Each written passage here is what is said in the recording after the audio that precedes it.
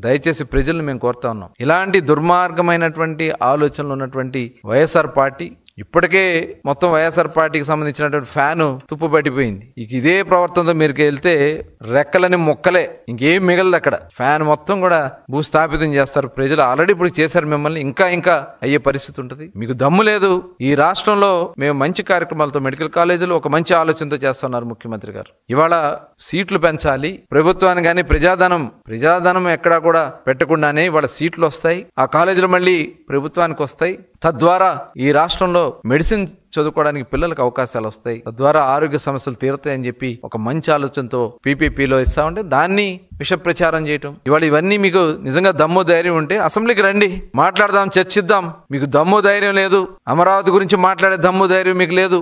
Irrigation project Polavaram ఇవాళ శరవేగంతో పనులు పరిగెత్తిస్తున్నాం. మీరు ఆ రోజున అసత్య ప్రచారాలు చేశారు అక్కడ. ఇవాళ అన్ని కూడా ట్రాక్ లో పడినాయి. ఇవాళ రాష్ట్ర ఆదాయం కూడా పెరిగింది. ట్యాక్సెస్ లో కూడా రికార్డ్ స్థాయిలో ఇవాళ వ్యాపారం పెరిగింది. యాక్టివిటీస్ అన్ని పెరిగినాయి. ఇవన్నీ రాష్ట్రానికి మంచి చేస్తా ఉన్నాం. మీరు ఏదైనా మాట్లాడదలుచుకుంటే అసెంబ్లీకి వచ్చి మాట్లాడండి. తప్పుడు విష ప్రచారాలు చేస్తూ సోషల్ మీడియా ఎక్కడో పక్కన దేశాల్లో వేరే దేశాల్లో పెట్టుకుని అక్కడి నుంచి వాళ్ళతో ఫేక్ ప్రచారాలు చేపిస్తారు. ఇదేనా? ఇంత నీచమా? దయచేసి ప్రజలందరినీ కూడా కోరుతున్నాం. మత విద్వాంసాలు రెచ్చగొట్టాలని ప్రయత్నం చేస్తున్నారు. కులాల మధ్యన చిచ్చు పెట్టాలని ప్రయత్నం చేస్తా ఉన్నారు. ఈ రాష్ట్రాన్ని సర్వనాశనం చేయాలని ప్రయత్నం చేస్తా ఉన్నారు. దయచేసి వీటిని మీరు నమ్మకండి. ఈ రాష్ట్రం కోసం, ఈ రాష్ట్రాన్ని అన్ని విధాలా ముందుకు నడిపించాలనే ఒక మంచి ఆలోచనతో పనిచేస్తున్నటువంటి కూటమి ప్రభుత్వానికి, చంద్రబాబు నాయుడు గారికి, పవన్ కళ్యాణ్ గారికి, నరేంద్ర మోడీ గారికి సపోర్ట్గా ఉండాలని మరొకసారి మిమ్మల్ని అందరూ కూడా కోరుకుంటూ